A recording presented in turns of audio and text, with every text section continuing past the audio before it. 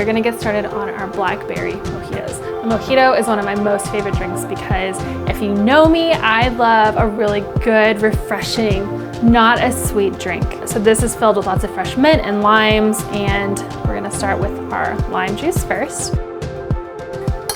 Okay, so you're gonna take about 8 to 10 mint leaves, stick it down in the lime juice. I'm just gonna lightly muddle it in, a few blackberries, and I'm just gonna muddle it down with the mint and the lime juice. Go ahead and strain this in. If you have a cocktail strainer, great. It would work out a lot better than mine. Want about 2 ounces of rum. And then you're gonna take your simple syrup. Simple syrup is super easy to make if you don't wanna buy it in the store. It's 1 part sugar, 1 part water.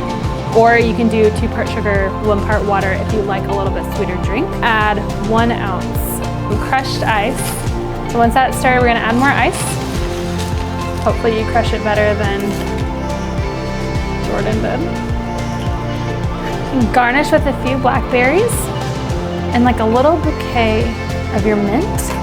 And there you have it, your blackberry mojito.